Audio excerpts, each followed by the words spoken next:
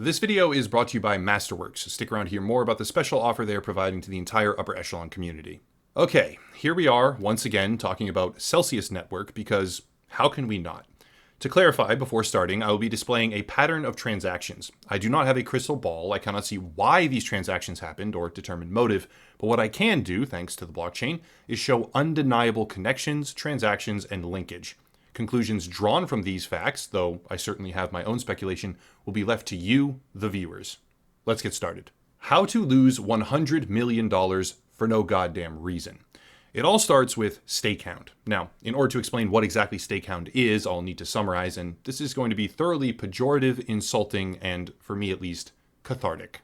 Stakehound is the dumbest thing I've ever heard of. Here's how it works. In the crypto space, there is a mainstay protocol called Ethereum. Ethereum is the basis for a great many additional projects and is also extremely valuable on a per token basis. As of the making of this video, it costs roughly $1,800 per. Over the next 2 years, in phases, Ethereum will switch from proof of work to proof of stake, or POS, also known as piece of shit. This is a complicated transition, but for the sake of simplicity, proof of stake will eventually allow people to earn money by staking their tokens, and since the transition itself will take a fair bit of time to actually happen, there are middlemen popping up who basically try to expedite the process, turn a profit, and circumvent minimums all at the same time. I really don't want to waste everyone's time, but the essentials are this. Using a service like Stakehound, users can wrap their Ethereum into staked Ethereum, which can then be redeemed at a one-to-one peg when compared to actual Ethereum, which lets them avoid a 2-year lockup on those funds, sort of, while also circumventing the mandatory minimum, which would normally be 32 Ethereum, I believe, before you are able to get actual rewards. In monopoly terms, you give your funny money to the bank, who gives you double funny money back, but all the players agree that the double funny money is worth the same as the original funny money, so you get to play with your double funny money while your other funny money earns you more funny money. It's a fucking ridiculous thing. Anyway, Stakehound uses partners and protocols and security measures and what have you, all the bells and whistles, but none of it means jack shit because they lost the keys. Stakehound blames their partner Fireblocks for this. Fireblocks blames them. The CEO said, quote, "They're still using the wallets that we are providing to them," end quote, which, if true, means somebody walked away with over $70 million, I guess. But regardless of which particular group of idiots caused the problem, 38,000 Ethereum is now inaccessible or stolen, and thus it's gone. That was about $72 million at the time. Just poof. But see, it gets infinitely better because Stakehound was giving its users staked Ethereum back, which is not actual Ethereum, and upon realizing that the company's entire business had imploded, people lost confidence in this double funny money, and when the players around the board decide to break the agreement, well, all bets are off. Okay, before going further, I need to clarify something. Today, and previously as well, the video is being sponsored by Masterworks, but in my prior segment about the company, I failed to clarify a couple of critical items. First, Masterworks has absolutely nothing at all to do with crypto, NFTs, or blockchain. It is not associated with these concepts in the slightest, and quite the contrary, all of their paintings are physical, housed in a protected gallery in New York City, and fully securitized with the SEC. Masterworks is not losing tens of millions of dollars on a regular basis for the most ridiculous reasons imaginable, like what happens in crypto. Masterworks allows an entry point into blue chip artwork ownership that is fully regulated and also insulated from other existing markets like stocks and bonds. They are the largest buyer in the art market, acquiring pieces from auctions and private collections alike. This market is less volatile. It has outperformed traditional markets like the S&P 500 as an example for the past 26 years, and to date they have sold 3 paintings with a net 30% IRR to their investors. Masterworks is democratizing high-value artwork, which also coincidentally is a market with excellent performance during periods of heavy inflation. Right now, I think we have 40-year record highs of inflation in the United States. Masterworks has grown to a valuation of over $1 billion since it began, and the art market itself continues to expand, currently valued at $1.7 trillion with $900 billion in additional growth projected before 2026. Now the important part. There is currently a waitlist to sign up for this platform, but having partnered with them directly, you can go to masterworks.art/upper echelon and skip that waitlist right now. Again, there's a link down below to skip the waitlist and sign up for Masterworks today. To be very clear here, I am not a registered financial advisor. I have stated specific material facts about the art market and its performance in this segment, as well as provided a code for anyone interested to check out the platform today, but my personal research is not licensed or registered financial advice to viewers. As with anything, trust your own instincts and make your own decisions. Big thank you to Masterworks for sponsoring the channel. Let's get to the fun part. After realizing that stakehound Ethereum was tied to non-existent actual Ethereum, the price and trade volume for ST-ETH effectively dropped to zero. Even after the mandatory lockup period has ended and what remains of the initial Ethereum is accessible again, Stakehound says, quote, "You may approach us to sell your ST-ETH in exchange for real ETH, to which we might agree subject to availability at our sole and full discretion," end quote.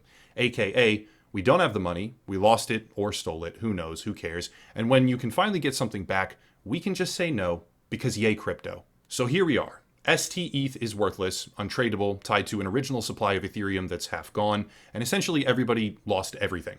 But who is everybody? This is where I have to once again credit people who are far more adept at blockchain analysis and investigation than I am, who I've been heavily working with on subjects like these. First is Dirty Bubble Media. He found and investigated most of these connections and more. I will link his social media profiles down below. Second is Sanjay Himura, a crypto forensic analyst I have recently connected with, who also happens to be the person who originally exposed much of the notorious CryptoLand information, so I'll link his YouTube channel down below as well. Here's the question. Who invested in and now holds the worthless ST-ETH tokens? I cannot answer that question with absolute certainty, keep that in mind, but let me show you what was found. These are the wallet addresses for the top holders of the token. Wallet number 1 through 6 hold, collectively, over 95% of the supply. Combined, it's over 60,000 Ethereum equivalent, which should, at today's market price, be worth over $100 million. 6 months ago, just 6 months, the value would have been close to $300 million, but crypto gonna crypto, am I right? Let's take a closer look at these wallets. Why not number 5 as a random example? OX413. This wallet, at face value, has over 5,000 ST-ETH. That's almost $10 million, or should be almost $10 million. And if we go back in the transaction history, this wallet receives tens of thousands of Ether routinely from Celsius Network Wallet 5.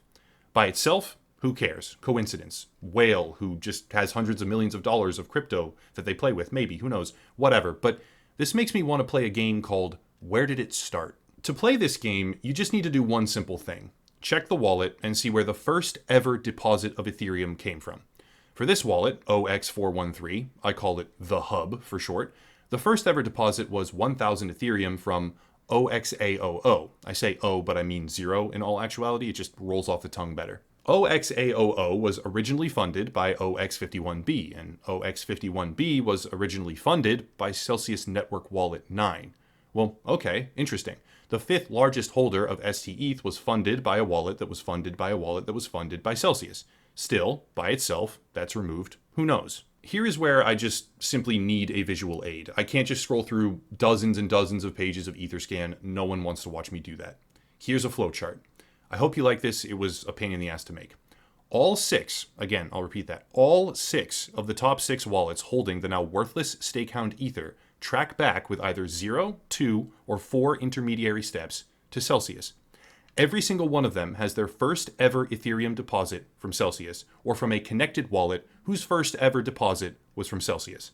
All of them. Going off script, I'll just break down this diagram for anyone interested.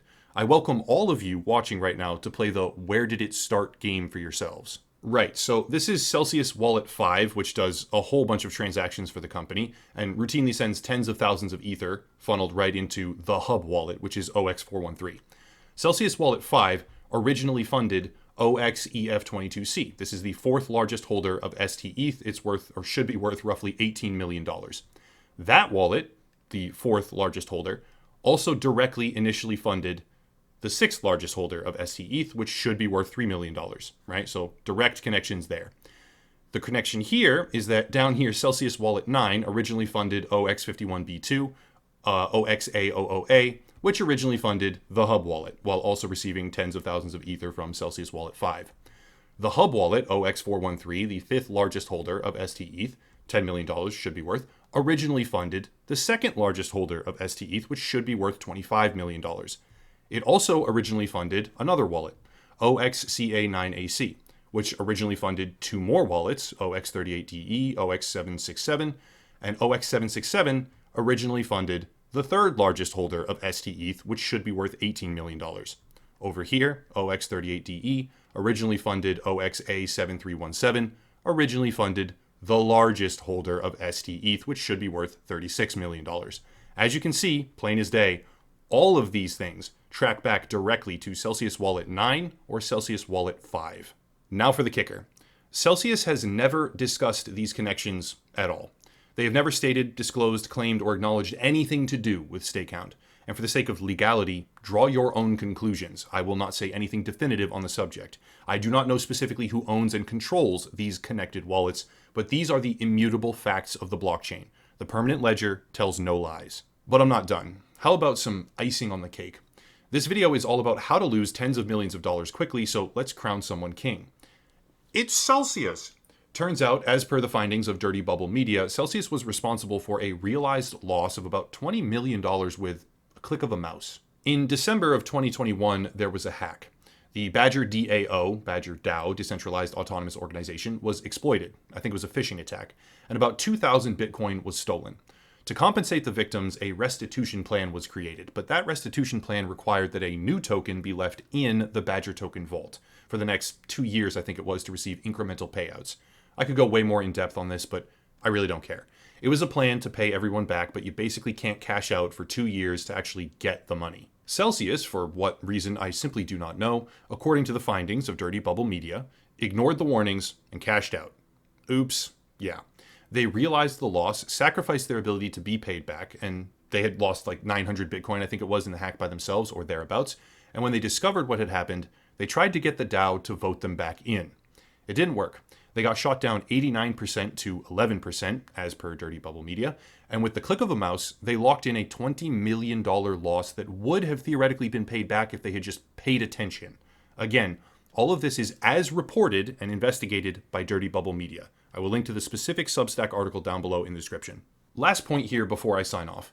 According to Bloomberg and multiple other crypto researchers, the Terra USD stablecoin collapse, where tens of billions of dollars were wiped off the market, it was a huge event. If you don't know about it, I have a video on that as well, was sparked by a small number of traders. Bloomberg's title, Terra stablecoin's woes prompted in part by Celsius network activities, end quote. If that's not enough for you, that's okay. This research is based on the findings of a blockchain analytics company called Nansen. I will link that down below as well. Nansen determined that Celsius Network, the company, contributed to the depeg of Terra USD, which caused an enormous amount of people to lose their livelihood. People may have died because of this.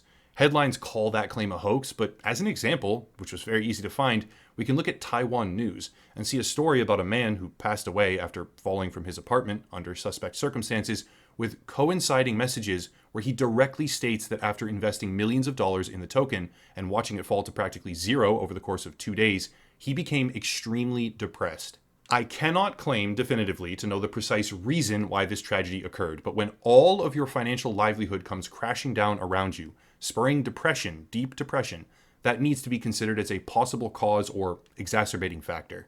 This video is, once again, ironclad. Celsius, I know you watch these. Do not pretend with your inadequate legal team that anything I said constitutes defamation, slander, or is susceptible to a lawsuit. I would be thrilled to undergo search and discovery on this topic, and you know as well as I do that your level of transparency is lacking. That kind of procedure would be something beneficial to me, as the entire community tunes in and watches, curious to see what comes out and what I find, or what my legal team finds, or whatever it is, and I'm sure I could crowdsource a heck of a budget for this if I needed to. I report on these things because the community deserves to know. That's it. If you want to support me or any other channels that I've collaborated with on this, there are links down below in the description. Locals and Patreon are great places to help me diversify away from AdSense. There's merchandise, a YouTube alternative called Odyssey, a few other things as well, including Masterworks, but I'll cut it there and stop rambling. As always, thank you all for watching, and have a nice night.